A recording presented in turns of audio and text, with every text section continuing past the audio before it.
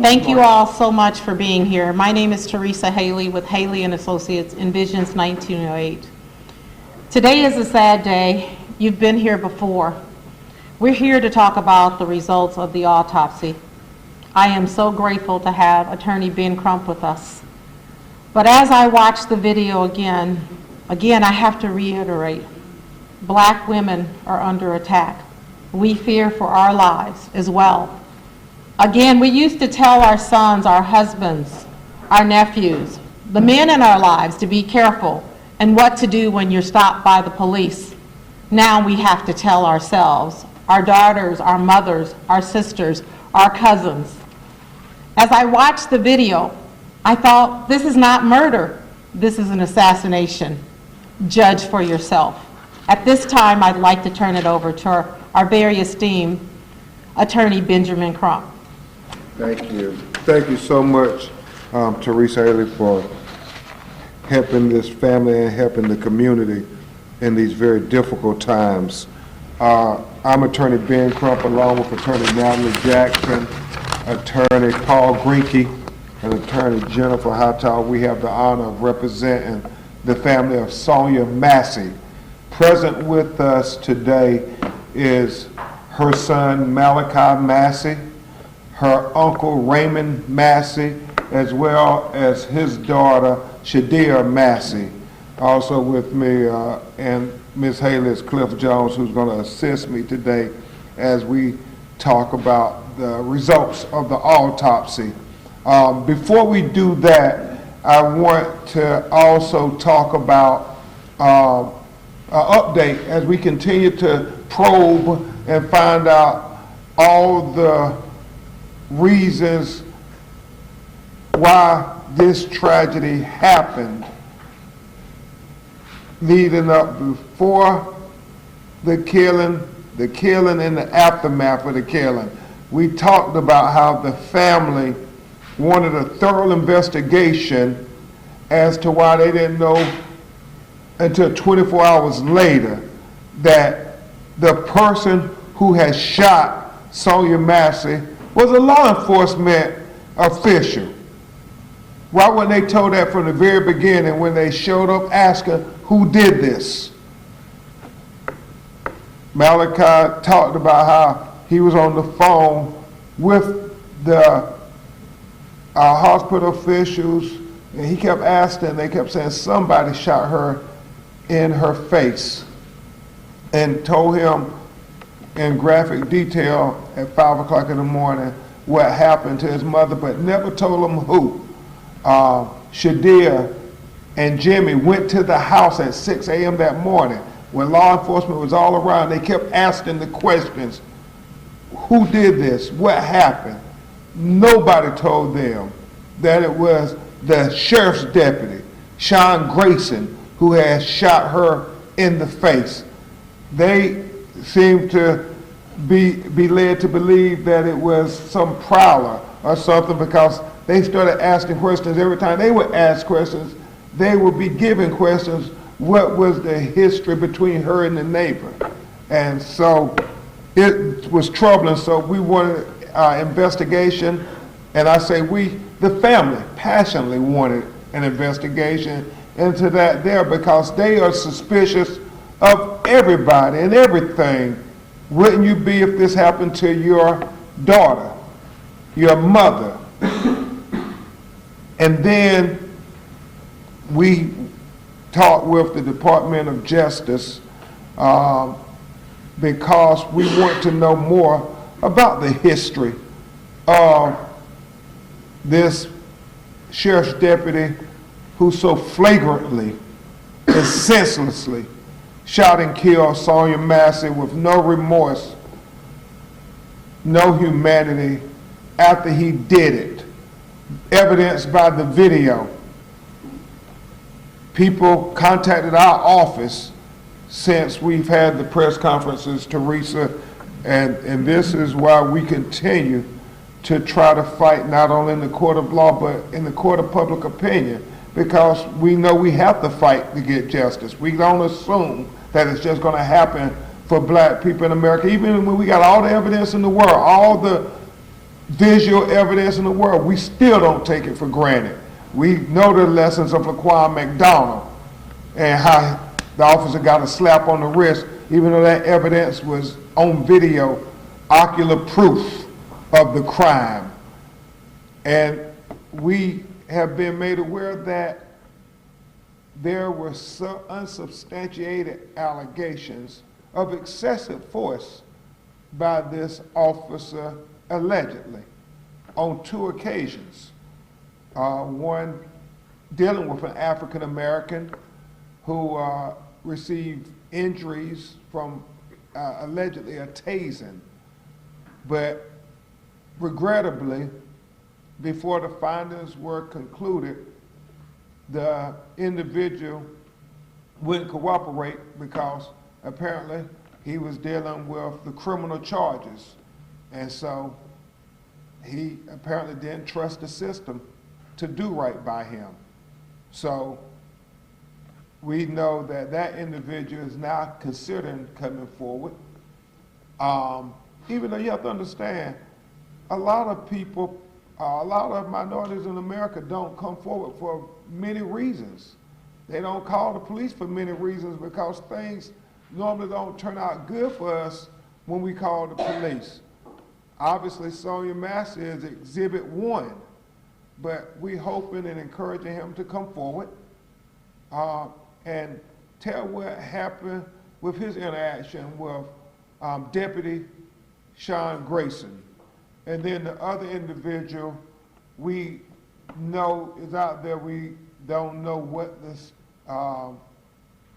situation is, but apparently they also complained about excessive, unnecessary force inflicted by the deputy. And the question really goes back to what Sonya's father, Mr. Weirburn, said. With the 2 DUIs, with the reprimand from the Army over serious misconduct, with the 6 different law enforcement agencies in 4 years, with whatever answers he answered in the questionnaires when he was interviewing for the job.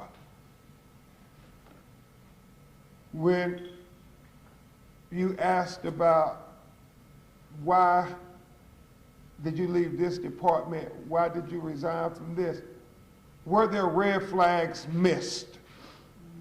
And should he have been hired in the first place by the sheriff's department? Those questions only get louder. You know, Malachi and Cliff Jones and us, we asked that question, you know, DUI guilty convictions?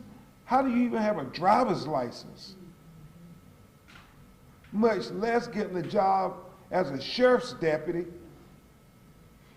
Many questions to be answered, and so we will be sending the formal letter to the Department of Justice with those things that we have been made aware of, and they have promised the family that they will work with the local agencies and they will try to get answers to all of these allegations of other instances of excessive force.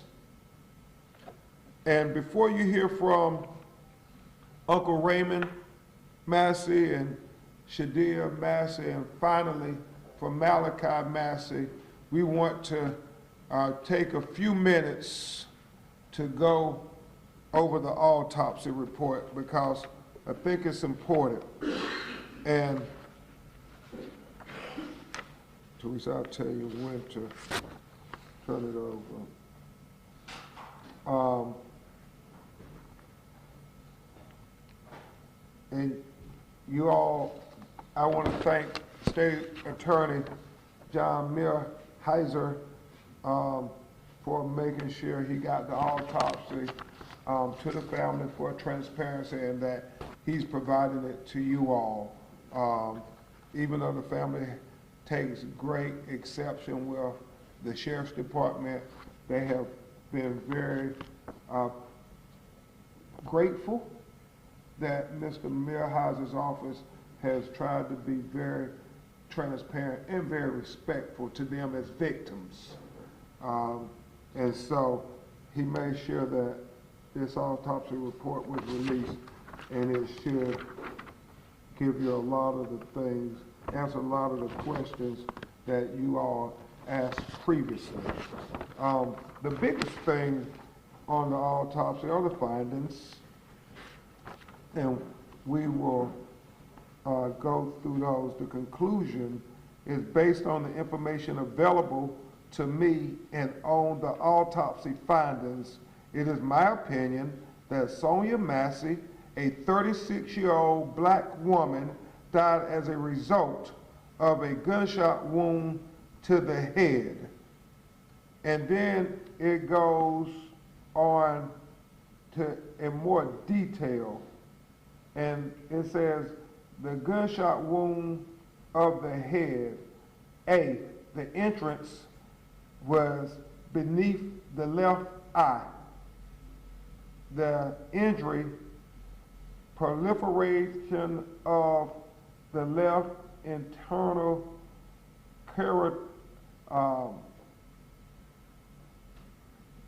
subra. Now I'm looking at this word because I know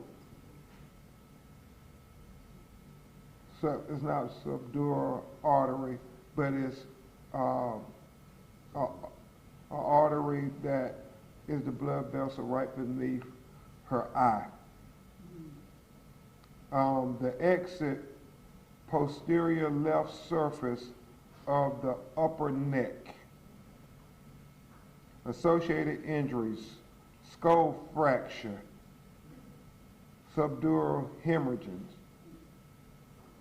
Direction, front to back, downward and slightly right to left. Range, no soot or gunpowder stippling on the skin. If you could turn it over. And I would tell you, they had an anatomical model that is very important. Here, obviously, you have Sonya Massey with her beautiful smile. But you have, as they said, the injury right beneath the left eye. And then they talk about how the exit is posterior left surface of the upper neck, below the ear, below her hairline. Now, why this is so significant, is it confirms that Deputy Sean Grayson shot in a downward trajectory. He shot in a downward trajectory.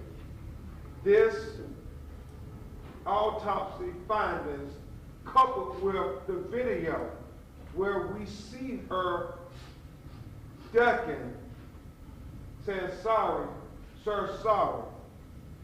He shot when she's making a motion coming up. That's how you get the downward trajectory. And you see on the video his arms. He aims down. He literally aims down. You see his arms braced in a downward trajectory. And we know that he walked 2 to 3 steps to his right, out away from the counter, where it was, we believe, from objective observation, to get a better shot at Sonya Massey. And when Sonya Massey was staring at the barrel of his gun, we see on the video what she did. She stooped down and said, "Sorry, sorry." And we believe that the bullet, the shot, was shot while she was in a stupid position coming up. And that's how you get the downward trajectory. And the autopsy confirms what everybody already knew on the video, that this was just a senseless, unnecessary, excessive use of force. Completely unnecessary. Certainly not justified. I mean, how can you justify this?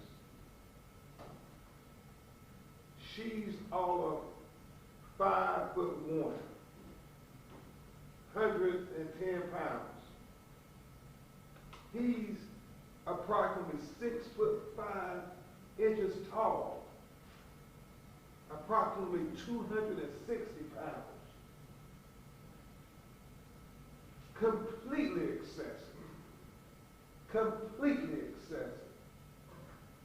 And so we will continue to provide you updates, evidence as we get it, because we're not taking for granted that America won't see Sonya Massey like Deputy Sean Grayson saw her. We want to make sure that America sees her as a human being worthy of dignity and respect and consideration. We don't take it for granted. Your actions speak so loud we need not hear your words. And until we get a conviction and a sentence, we will continue to keep our foot on the gas and full steam ahead and fighting for justice for Sonya Massey. Full steam ahead. We understand far too often, especially as it relates to black women in America, there's not equal justice. There's not equal justice. And just like Sonya Massey said, and I continue to use her words, until this discriminatory criminal justice system gives full justice for the death of Sonya Massey, we rebuke you in the name of Jesus. Justice for Sonya Massey. Justice for Sonya Massey. Justice for Sonya Massey. Justice for Sonya Massey. Yes. At this time, you will hear from Uncle Raymond Massey. Mr. Wilburn, her father, and Miss Donna, her mother, couldn't be with us today. And I really appreciate Malachi being here. This is very emotional, even seeing these pictures, even though he hasn't been able to watch the video, because that's his mama. You can't, who wants to see their mother get killed like an animal? But even this was emotional for him, but he understood why we have to do it so we can get justice for his mother.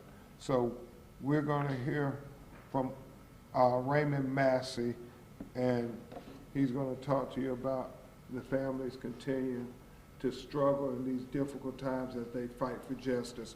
And then we're going to have his daughter talk to you. Mr. Raymond. Thank you. I wanted to tell you that I loved Sonya very much. She was a beautiful black queen. She is the only family member that me and my wife was talking last night about. I've never once seen her angry or mad. She was always full of love, and she loved her kids and God. I call my sister Donna, Malachi, Summer, and their parents daily.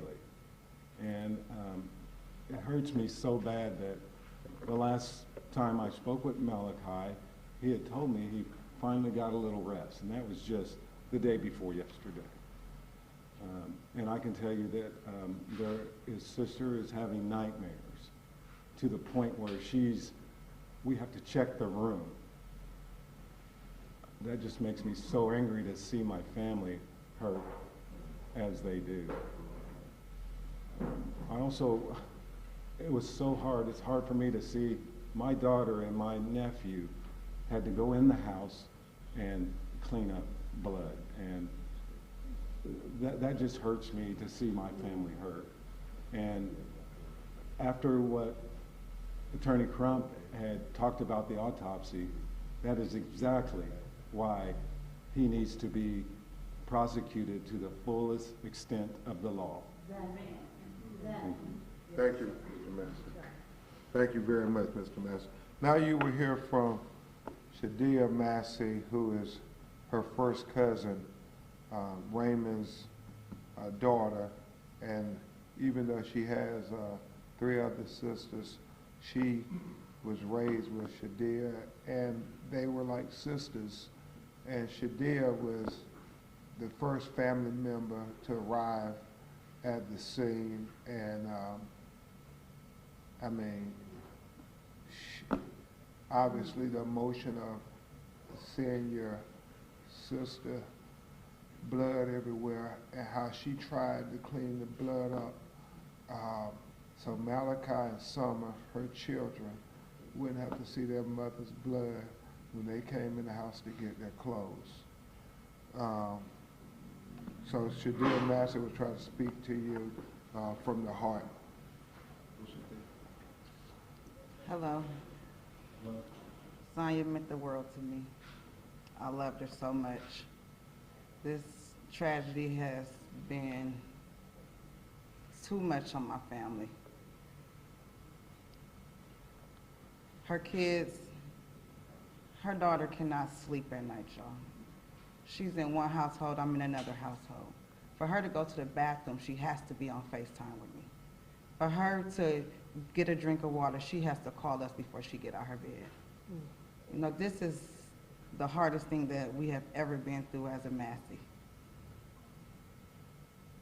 It just breaks my heart that our family has to go through this.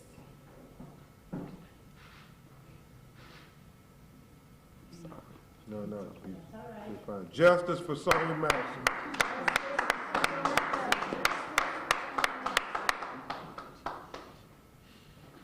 And finally, you'll hear from Malachi, who was the first one notified that his mother had been killed.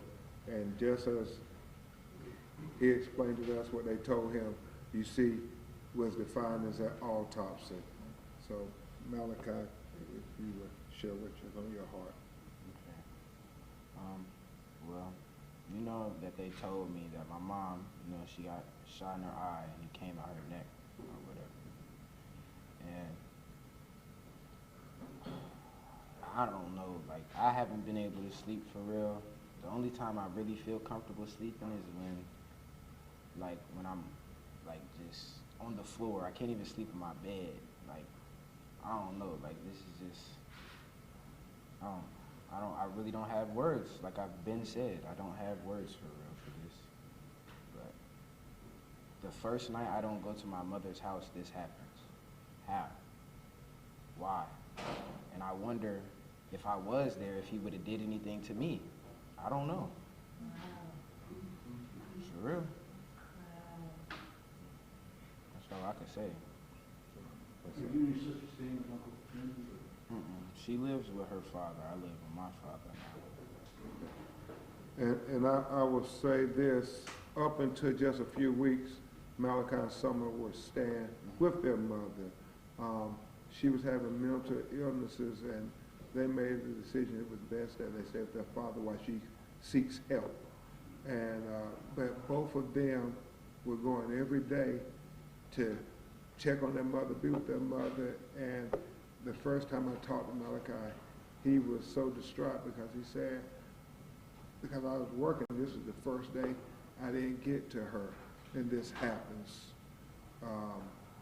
And then the only other thing, Malachi, you may want to tell them is you think law enforcement came there earlier that day. Okay, it was an incident that happened earlier that day, and I talked to 2 officers or whatever, and I believe that it's the same officer that shot my mother. I talked to his partner first, Then the second officer, that's the one that, I think, the one that did that. I talked to them, and they told me that, because she was driving herself to the hospital or something. She wasn't even at the house when this was going on. But she was driving herself to the hospital. They told me that they were going to go there to help her. And then this happens. So she was seeking help because she was trying to get help. And it's like Mr. Wilburn said, she was trying to get help. She needed a helping hand, not a bullet to the face. That's right. She just needed those officers to extend an ounce of humanity, not to kill her. And like we said, mental illness is real. You all may have family members who are struggling with their mental health. They deserve compassion and consideration, not excessive, unjustified force like we saw in that video. So we continue to try to say that Sonya Massey, life matters. She did, man, when you hear Malachi talk about what kind of mother she was, how she worked overtime to help him get a car and everything so he can get a job, how she talked to him about balancing budgets and about the Bible and about trying to work and be responsible. I mean, she was doing her best to be a person who helped people in the world, especially her children. She did not deserve this. She did not deserve this. So, Malachi, if you got anything else you want to say? Okay. Thank you so much, Malachi. We will try to take some of your questions if you have any. So, I'm sorry, the Malachi was describing earlier on July 5th that there was a response that the same officers? That he said he believes it was the same officers. That's why he believes they knew she had was struggling with her mental health. And she had driven herself to the hospital for treatment? She had sought consultation, yes. She had not been in an inpatient program, but she was under a doctor's care? Yeah, well, Mr. Wilborn said it, remember at the other press how she was trying to get consultation because she was struggling with her mental health. So, Yes, sir. Malachi believes that the officers went to his mom's house earlier. That day. The day before, July 5th. Right? Yes, July 5th. July 5th, and do we know why they went to the house? No, some incident happened. She was on her way to the hospital when she was talking to Malachi. But you talked to the officers too. Yeah. I talked to them and I was letting them know what was going on. I really don't know what happened before I got there, but I just know that I talked to them and let them know what's wrong with my mother. So you talked to one of the officers by phone? I'm just No, in person, face to face. Yes, they was at my house. You were at the house at Yeah. the same time visiting your mom? And she drove herself to the hospital because I don't know why she did, but she drove herself to the hospital. When I got there, it was just the police there. Because my mother called me before all of this happened, and she told me the police was there. And when I got to her house, she wasn't there. She was calling me, telling me that she's driving herself to the hospital, and they were outside of the house. So you don't know who called 911 or called it? So she drove herself to the hospital after the encounter with the police, Mhm. right, that day? Mhm.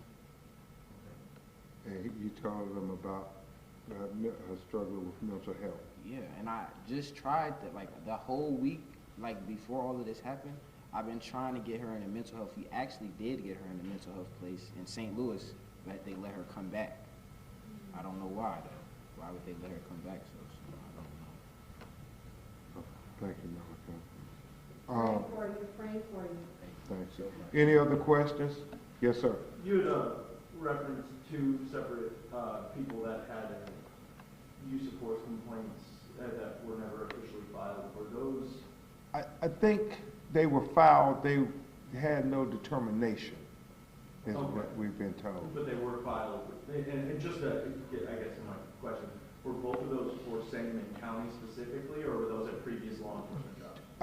We think it was a previous law enforcement job. One of them was an African-American citizen. We don't know the other one, but we know that the allegations is that they reported them. They have contacted our office. One of them did tell us he was a black man and told us it's the same guy, and that he, they end up charging him and stuff. He thinks they did that intentionally. And so apparently it's in his record that there were allegations made, but unsubstantiated. So we continue to try to get to the crux of that. The other individual who called the office said that, you know, they made a allegation, but nothing happened. And they didn't want to go further. They just prayed for the family and said, you know, we had a run-in with him too. So these were proactive calls from the people to you, not official, okay. Yeah, proactive calls. What has DOJ told you? You told us the other day that they had opened an investigation. They say we're monitoring, assessing, and following the criminal case. Right. And subsequent to that, we have been told to try to send a formal inquiry about these other allegations so they can look at who those citizens were and if there was a common connection of the excessive force and on who did he inflict excessive force allegedly on. Okay, so you're familiar with this process. Yeah. They haven't said an investigation there, but they are assessing what you're. Right. You're saying. So that apparently they've opened a file and they have come short of calling it an investigation. And they told us they would notify us that they're trying to get information just like we're trying to get information, and that they're working with the local officials to get information. There, obviously plenty of questions about the incident with police arriving to her home earlier in the day. If you know, all of that, hey, who was at the house deputy aside, if there were multiple visits to her home in that day, what does that tell you about the way that she was received when those deputies showed up at the scene later, and the temperament and the way she was treated when they got there? Well, you know, it's going to be interesting, and I'm sure we can find out who went on the call earlier. Was it the same officers or not? And then did they have body camera video then, and so forth, and can we find that out? We're just trying to get to the truth of what happened, man, because what happened on that video was not right, it was senseless, and it was unjustified.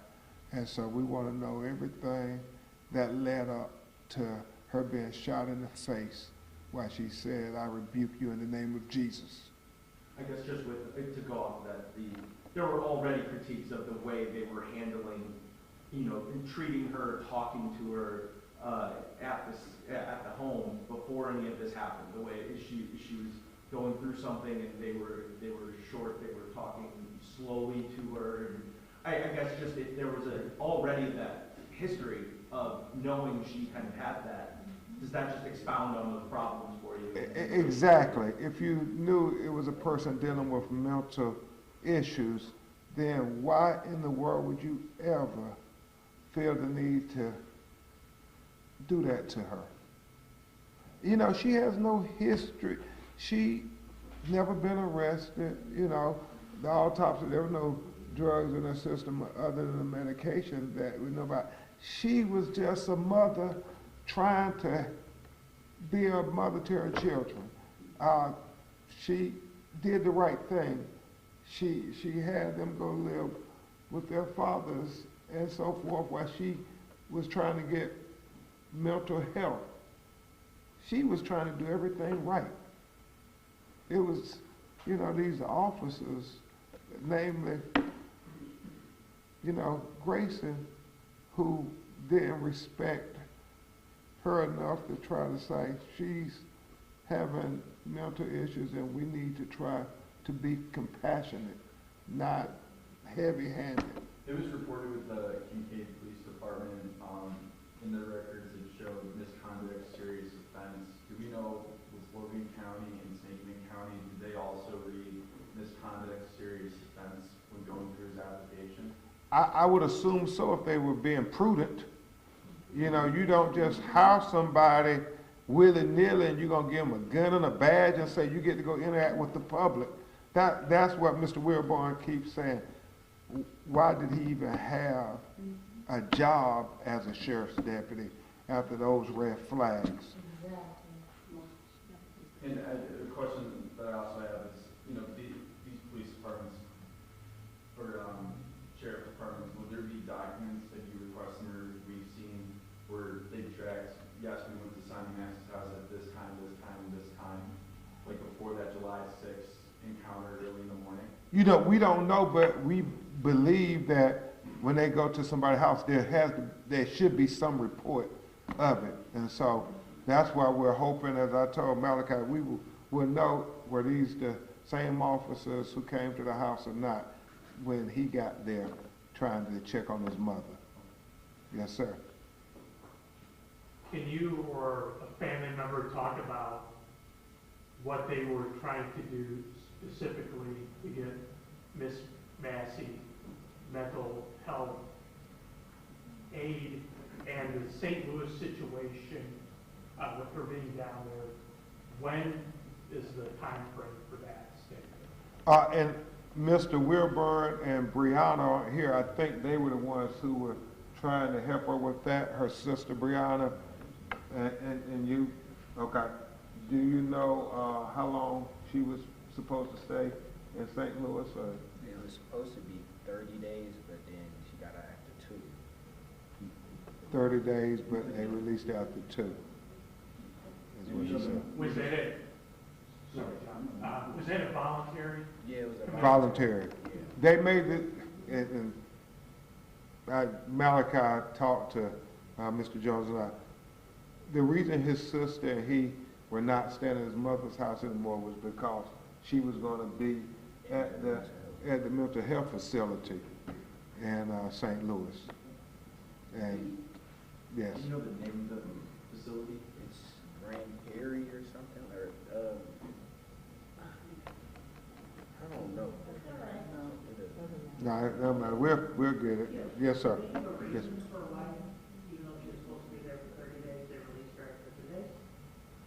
He said he doesn't know. Yes, ma'am. Do you know where she was driving to on the life? Like which facility? St. John's Hospital. Any other questions? It underscores that mental health is real, and we need to understand that people who are trying to get help need us to be considerate of their efforts to try to better themselves. And apparently, she was trying, huh? She was trying, y'all. She was trying. And so, we will continue to try for Sonya Massey. We will continue to fight for her to get justice, full justice. And we keep saying that word, full justice, because her son and her daughter and their family deserve full justice. We will keep you updated. We know that on Sunday, there's been a national call for mourning for Sonya Massey in over 25 cities. Tamika Mallory and Until Freedom, a civic engagement organization, has set it up, and they're having rallies in New York, Washington, D.C., St. Louis, Los Angeles, all around the country for Sonya Massey. We know that Reverend Al Sharpton and clergy are in Chicago on Tuesday at 6 p.m. having a rally for justice for Sonya Massey. And we know that congressional members as well as the vice president are constantly praying for the family and also seeking to talk with her family in the days to come. We've talked to about 3 congressional members so far, and I know Vice President Harris is trying to set up a time to talk with the family of Sonya Massey. Mr. Mark, what's that agency that's putting these rallies together? It's a couple of them. It's National Action Network, Until Freedom, National Action Network, the NAACP, all the civil rights organizations. Say Her Name, based out of Los Angeles, black women who have been killed by police violence, like Sandra Bland, like Atiana Jefferson, like Pamela Turner, like Breonna Taylor, and you know, the list goes on and on. Yes, they are. Okay. Thank you all.